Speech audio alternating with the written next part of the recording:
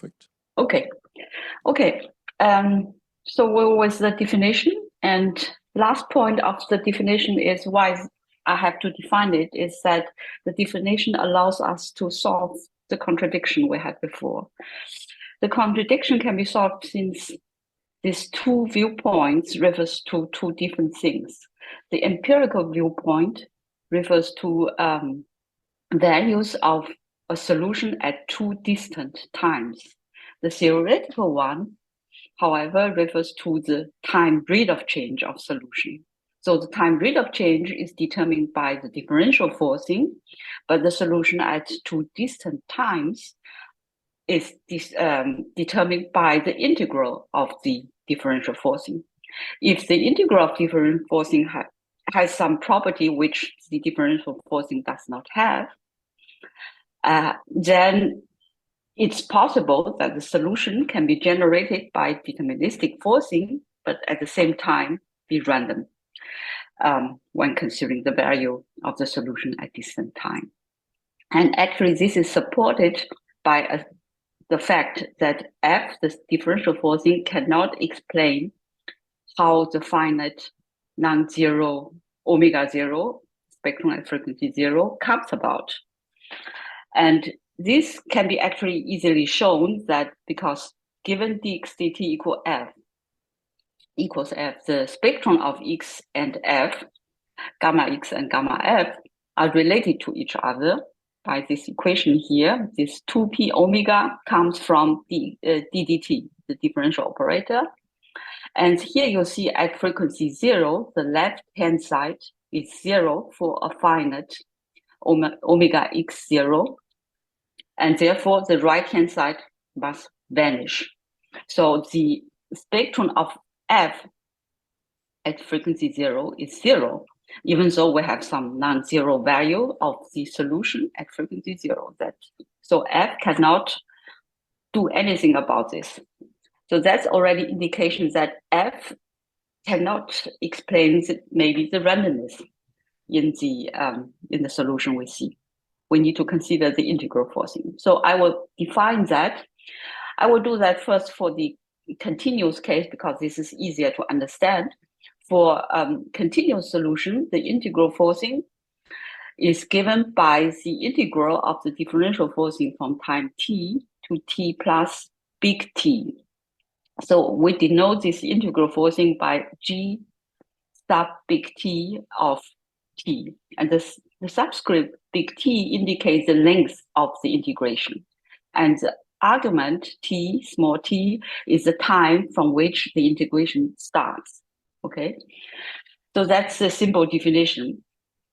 And we see that given the solution at time t, the solution at time t plus big T is determined by this integral forcing. And actually, you can consider all the solutions at time separated by big T and get also the corresponding integral forcing of that. And the same thing can be transformed to the case where we consider discrete solutions. That's what we are going to do. In that case, I denote the integral forcing by G subscript tau comma K. And this is an integral of the differential forcing at time step starting from K to K plus tau minus 1. So total tau time steps. This is indicated in the sketch below. So we start here, tau equals 4, so we integrate total over 4 points to get the integral forcing G tau. And the first subscript tau indicates over length of a number of time steps over which we do the integration. And the second is a running index, as in the case before, the argument of the G in the continuous case. So K, the second subscript is the running index indicating the time step from which the integration is carried out. So we have the similar situation, the solution given at time step K, the solution at time step K plus tau is given by the integral forcing G sub tau k. And similarly, we can formulate, get a series of the solution at their tau time steps apart, and with the corresponding integral forcing. So we now want to study the property of the integral forcing. Okay, the message here is to say whether or not the solution is random depends on the property of the integral forcing. And the property will be expressed in terms of three positives. We consider only a system in equilibrium with its external forcing, like climate in equilibrium with CO2 concentration, solar radiation, and all things as external forcing factor are hold constant. And for such system, for any component of the full state vector, we think that the integral forcing G tau, that means integrated over tau time steps, consists of a constant C tau and then a dissipating component D tau X I tau and the fluctuating component. The dissipation is meant only to dissipate the solution at the time step from which the integration for the integral forcing starts. So we have the X with the subscript I tau, which is the same as the second running index of the integral forcing. So the dissipation is only meant for the state of the component we consider at the time when the integral forcing start to integrate. And this consideration is actually motivated by the fluctuation dissipation theory. For a system in equilibrium, anything that generates fluctuation must also damp fluctuation. And as you see, this is simply a regression. We regret the integral forcing against the X, the component we consider at the time when the integral forcing is calculated. And so this regression always holds if we choose the residual properly choose this residual as the fluctuating forcing to make this equation valid. In that sense, this positives boils down to the statement to say that the tau, the d tau, the dissipation factor, is always negative for all components of the X and for all values of tau we consider. This becomes less obvious. And this is also something we're going to prove. And second postulate is to say that this dissipation strength or factor d tau and the fluctuating component will strengthen when we make the integral forcing be integrated over longer time interval or many more time steps. The final one is there exists threshold tau naught such that for all tau larger than that, the integral forcing reduces to a unified forcing. So it has the same form with d tau equals -1 and the fluctuating component behave like white noise.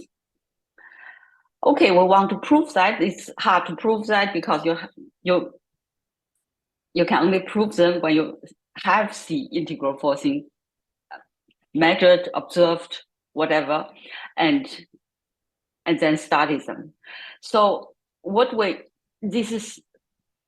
and also we need to have many time series because a system we consider has many components. We have the X is only one component of the full state vector. We have many of them, and we have to consider many time lags tau. And so it's impossible for climate models or for many particle system describing Brownian motion. So we cannot do that. What I'm going to do is I'm going to consider Lorentz model again with only 3 dimensions. And we have 3 components in this case. And you see the differential forcing. We have 3 differential forcings. They are all different in each case for each component. And we're going to actually solve this model and with the full solution, we can get the differential forcing at each time step, and we can integrate them to get the integral forcing, and we can regrade this with the state of the solution at the corresponding time, and see whether we get these properties. And this is what we do. We got first, we said that postulate 1 says that the d tau must be negative. And this is the scatter diagram of G, the integral forcing, in the y-axis and against the value of the solution considered along the x-axis. And the 3 colors are for 3 components, and then the 3 rows are for different values of tau. And the black lines is the regression line, and you'll see they are all tilted in the way indicating that D is negative. And actually, you can calculate them. You can state the values here. You see they are all negative. So the first postulate seems to be hold, at least for the Lorentz system, that for all values we consider and for all 3 components, the d tau is negative. And then the second one is to say that d tau and f, the dissipation factor and the strength of the fluctuating component, will increase with increasing tau. If the integral forcing is integrated over a longer time period, then the d tau will increase. And this is the upper panel shows d tau as function of tau. And you'll see at the first for the smallest tau, this is actually for tau equals 1, d tau is almost 0 for all 3 components. And for the first 2 components, that's blue and magenta line, they increase pretty fast to -1, and then fluctuate a little bit and then stays there. And for the third component, it also increases, but not monotonically, strengthens from 0 to around -1, but it is not monotonic strengthening. Similar thing with the variance of the fluctuating component, indicating the strength of the fluctuating component is also increasing. I'm showing here is the variance of this component normalized by the variance of the corresponding component. So for the small tau, it's almost 0, and it increases pretty fast for the first 2 components, and also for the third one, but the third one is not monotonically. So seems to, at least for the Lorentz system, these 2 components strengthens with increasing integration time for the integral forcing. And the last point is to say that for tau larger than certain threshold, we will end up with unified forcing with dissipation factor tau equals -1. And this is showing you here, and basically this is the same figure as the one shown on the last slide, but now the tau goes to 10,000. So you see that also for the third component, which seems to oscillate around -1, becomes -1. So all 3 components, they approach -1 for large enough tau. And for the fluctuating component, on the right, I show the autocorrelation function of this component. And then for 3 Lorentz components, and then for different value of tau. And you see that for small tau values, these are the left column, you see that the autocorrelation functions has certain shape, but for sufficiently large tau already by tau equals 5,000, and also continue for larger than that, the correlation function looks like that of a white noise, namely it has only value of 1 at leg 0 and 0 everywhere else for other legs. So we can see that there indeed exists tau knots such that the integral forcing emerges as a unified forcing characterized by the dissipation factor d tau equals -1, and a white noise-like fluctuating component. Consequences of that. So if a unified forcing emerges for tau larger than tau naught, then the integral forcing, the first line is the standard way we write it. And then because d tau equals -1, so we have end up with the second line. And this means that the solution tau times steps later is determined by the initial value plus g tau. And this, if you will substitute this unified form of the integral forcing, you'll see that initial value is completely cancelled by the dissipation component of the integral forcing. So that we end up with a series of solutions tau time steps apart, this which is random. There's no link between solutions at times that are tau time steps apart. And furthermore, this series is irreversible. Through forward integration, the dissipating component of g tau actually cancels the initial condition little by little. That's here shown in the left diagram, that if you integrate g tau to get the other g tau, that the dissipation component in this g tau, once you increase the integration length, becomes stronger and stronger. So you cancels more and more the initial states. And by the time g tau fully emerges to produce the new states, the initial state is completely cancelled by the integral forcing. So this is a process which is irreversible. So the randomness seems to come together with the irreversibility. And this comes from the fact that the dissipation emerges as time goes by. It's a particular type of dissipation. So now we want to talk about the important part, the difference between integral forcing and differential forcing. Important thing you may have asked yourself, what is this dissipation? This dissipation, characterized by the dissipation factor, acts on the evolution of the solution over a time span of tau time steps. This is the way how the g tau is defined, and hence is associated with one and only one time scale of tau time steps.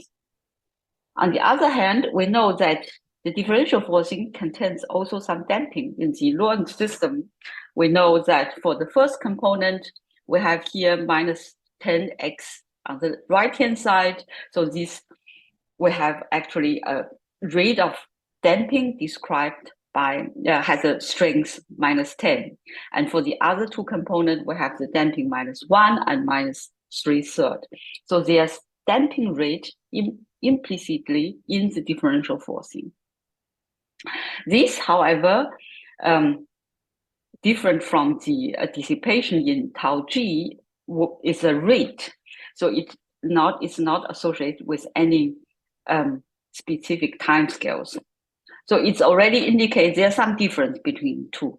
But still, you want to think whether the dissipation in g tau can be part of the damping in F. To consider that, we consider tau 1. This is the dissipation factor we obtain from g tau equals 1. So integrated only over one time step, experienced by the solution within one time step. So what we do is we have again the solution, but we regrade the G with X for at each time steps so the integration is only over one time steps. And with this regression, you can get a regression slope, you can get the D1.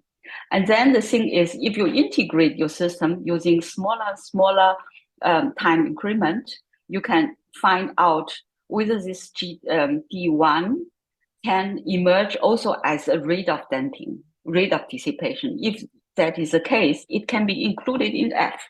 right? And we can compare that with what we do is we compare this dissipation, D1, experienced by the solution within one time step, with the damping alpha delta t arising from the damping rate in F. And the alpha is the damping rate in F within delta t. So we compare these two. And this is how they look like. And D1 for the three components are in the solid line, and the other damping arising from F, from differential forcing, is in dashed line. And they are plotted as function of delta t. We can make delta t smaller, smaller, smaller, smaller, and see how these values evolve. And what we see is that the D1, the dissipation in G, in integral forcing, actually is proportional to minus delta t squared. And the other is proportional to delta t minus delta t. So that if we decrease delta t, D1 decreases at the rate of delta t squared, but the other damping alpha delta t is only at the rate of delta t, so that in the limit, if we want to get the rate of dissipation related to G, we see that this is 0. But for the others, for the damping in F, that is constant as given in the differential equation. So the damping in the integral forcing does not exist if you consider the rate of damping, rate of dissipation, if you let delta t goes to 0. And this is also consistent with the definition if we consider the definition of G for the continuous case, that's the integral of F from t to t plus big T, and big T is 0, then the integral forcing itself is 0. So there's no dissipation if you don't integrate. So this dissipation factor does not exist if you let delta t go to 0. It cannot be included as part of the damping in F. Physical meaning of this dissipation. The dissipation in G tau at the running index time step K arises from many interactions of xk. Again, the K is the time from which the integration starts, with other component of the state vector. And those are interactions which are completed within a time span or time interval of length tau delta t, covered by tau time steps starting from K and goes to K plus tau minus 1. So this has to be considered as those result of those interactions. And if tau equals 1 and delta t goes to 0, and this time interval goes to 0, no interaction can be completed within a time interval of 0 length. D1 approaches 0. Yes, it does not exist. But if tau increases and approaches the threshold tau naught, the time span tau delta t increases. And that means that increasingly more interactions of xk with other components of x can be completed within this time interval. And the tau, the dissipation factor, tau, d tau, therefore strengthens with increasing tau, because there will be increasingly more interaction if the length of this interval, this timestamp, is increasing. And if we further increasing that, certainly we will get more interactions. More interactions will occur and completed within that interval. However, these additional interactions will no longer be those that involves x, the component at time step k. This is the reason why it stops to increase. And the dissipation factor d tau becomes 0 and remains, becomes -1 and remains -1. So this means the strengthening of the dissipation factor with the increasing time interval for the integration is only possible if we have multi-dimensional system. And we don't know whether two-dimensional is possible. At least for three-dimensional, we see that for the Lorentz system, we have this behavior. And now I want to show another counter example to show that if we have a one-dimensional system, then the increase of the strength of the dissipation with increasing tau cannot be possible. And this is a very simple system. This is a one-dimensional system. The dxdt equals the cosine function with a period 200. And so the differential forcing here is simply, now everything can be analytical.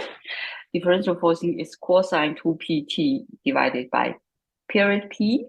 And then we can also get the different integral forcing, g sub t sub big T, and this is given here.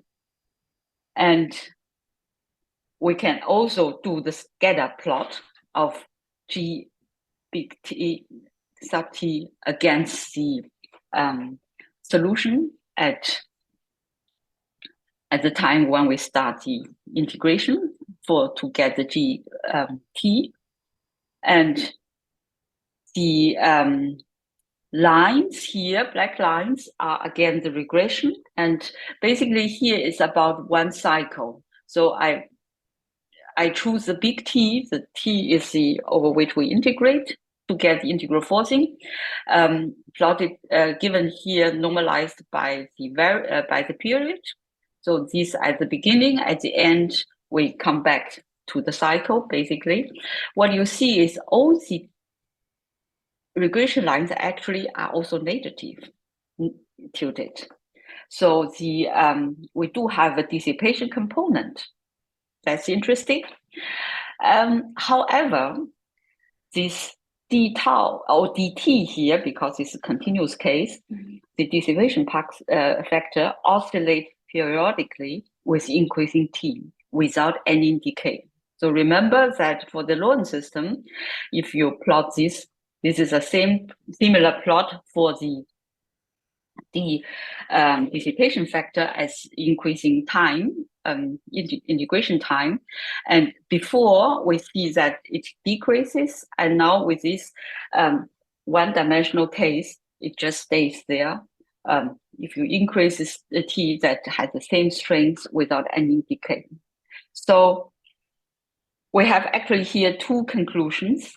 One is that the idea behind the fluctuation dissipation theory to say that for something which is kind of in equilibrium, then anything that produces fluctuation must also dampen fluctuation. That seems to be valid also here. So we have an oscillation which is in some kind of equilibrium. So in that case, where the integral forcing consists of a dissipation component for OT, we consider. However, because this is one-dimensional system, the dissipation factor does not decrease with increasing t. So there's no this decaying behavior. So there's no unified integral forcing can emerge, and we won't end up with things we had before. The behavior we'll see in the Lorentz system. So I'm a bit fast. Come already to the conclusion. Important to the conclusion, we consider only solutions of multi-dimensional dynamical systems in equilibrium with their external forcing. And the detailed solution conclusion is randomness in the solution results from the corresponding integral forcing, G tau. And the G tau composes of a dissipating and a fluctuating component plus a constant. With the strength of the dissipating component, the amplitude of d tau increases with increasing integration time. And for t larger than certain threshold, this magnitude reaches a maximum, and which equals -1, and the g tau emerges as unified forcing with g tau equals -1. And with the fluctuating component behaves like white noise. The solution at times separated by tau times steps becomes random and irreversible. And more general conclusions, randomness is an inherent feature and is also time-dependent feature. The time dependence depend on the reaction time of the observational eye and the time scale of the internal dynamics. And in case of random Brownian motion, the reaction time of the eye is much larger than the time scale of the dynamics. The solution appears overwhelmingly random. And for geophysical systems, the time scale of the dynamics can be much larger than the reaction time of the eye, and this, in this case, corresponds to the temporal resolution of your measurements. So if you have good measurements, you make the resolution small, much smaller than the dynamics, time scale of your dynamics. This becomes possible. And in this case, the behavior depends on the length of the observational record or the model simulation record. If the length of that is indicated by tau sub length, and if that is much larger than the time scale of the dynamics, you will observe random behavior, like for the spectrum of the atmospheric pressure, and but it's not always the case. Sometimes you have only short records, for instance, shorter than the timescale of your dominant dynamics. In that case, you will observe less randomness. But overall, if you have the system and if you can keep the system as it is without changing the external forcing, then you will be eventually be able to observe randomness in your system, meaning that the solution at apart times will become independent. And the other solution, conclusion, also very important, is that irreversibility is a real physical phenomenon, physical feature. It involves an irreversible dissipation that only emerges after the interactions from which the dissipation emerges have had occurred. And therefore, it cannot be included in F. So I will say that irreversibility is actually something which has been observed in many physical systems. However, we haven't had a good idea about how this comes about. So this study suggests that a different view, that we should not consider the dynamical system formulated in terms of differential equations itself. We should consider the property of integral forcing. And these integral forcings have properties which F does not have. And therefore, you get this feature which is only possible when you integrate the system. So the equations, the solution becomes no longer symmetric, even though the differential equations itself are symmetric with regard to time. You can assume time is going in that way or other way, whatever way you determine, you you get the same result. But once you integrate it, the time is fixed. That's in the direction of your integration. And these are the two papers from which this series, the talk is based. And I hope that you enjoy it. And thank you for your attention.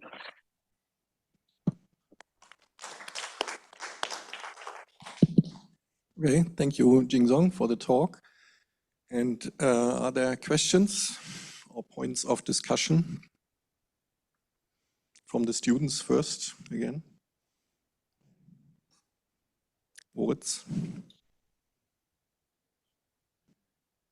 No question.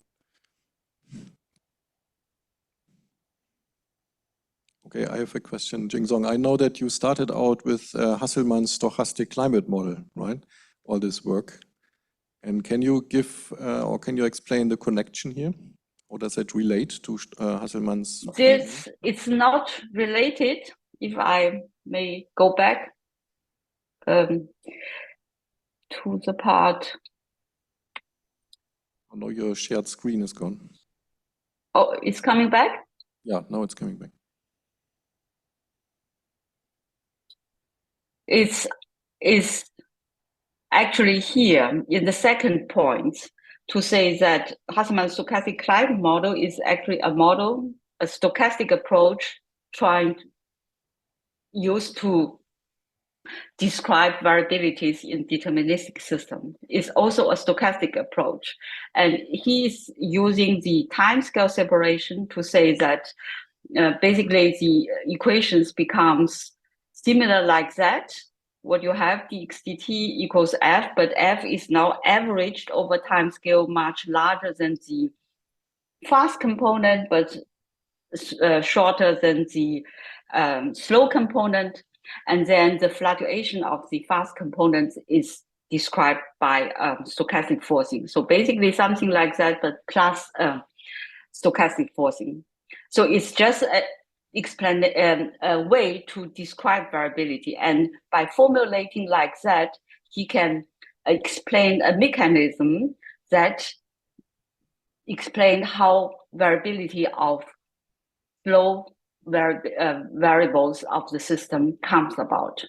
And this comes because the excitation of the fast component expressed in terms of stochastic forcing. Because if you don't have internal dynamics, you have dx dt plus stochastic forcing. This is simply a random walk. If you integrate them, it's a random walk. That means the variance will grow and increase. And therefore, he was saying that important for the slow dynamics is to have a dissipation that balances. But in that way, he's pointing out a mechanism that can generating the slow variability in terms of excitation of fast component. It's a way to put a mechanism into a more into a equation, so to say, into a stochastic equation. But it does not explain how randomness comes about. So in that sense, there's no connection to stochastic climate model because it's not aimed to explain the randomness in stochastic climate. It's just talk like that to say that the fast component, we don't know exactly how that goes, or we don't want to in that case, and we represent them in terms of stochastic forcing. Okay, and you showed the letter. Yeah, I'm showing that how the randomness comes about. This is also the point. If you do that in the stochastic representation, you always say that the stochastic forcing represents something you didn't represent, didn't include in your system because of uncertainties or you're unable to. What I'm showing is to say deterministic systems are inherently random. And how this randomness comes about. You don't need to include stochastic forcing. It will come about automatically. Hi, this is a question from someone who understood a fraction of your talk, but maybe not the whole thing. But so I think of like I'm trying to think of the dissipation and the forcing as a kind of in terms of triad interactions and turbulence. I mean, you know, you have the energy going from one mode to another in a triadic interaction. Is that a reasonable interpretation? Yes, I think so. Yes, I think so. As I said, in terms of spectrum, if you consider waves isolated without triad interaction, they will be perfectly periodic oscillations. Sure. Due to those interactions, they become random. So in the sense, yeah.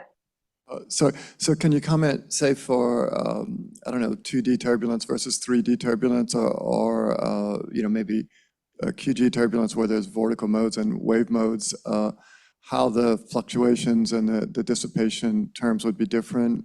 You know, say, you know, in 2D turbulence forced with small scales, would D be different at large scales compared to small scales, and vice versa for 3D turbulence? I don't know.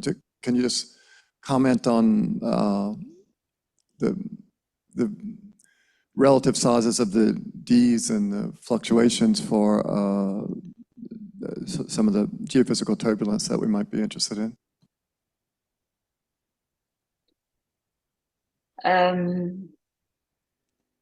From my postulates, I would say you will have the D's as negative values if you integrate your turbulent Sure, but field. would there be more negative? But no, the most negative value you can reach is -1. Okay, so it all winds up, but would they approach -1 faster that means, at low wave number or high wave number? That's something at the end, I think, I cannot tell, but I think it will be different for different scales. That's my gut feeling. So to say, if you have a turbulent field, even in turbulent fields, you have different scales, smaller scale turbulence and somewhat larger scales.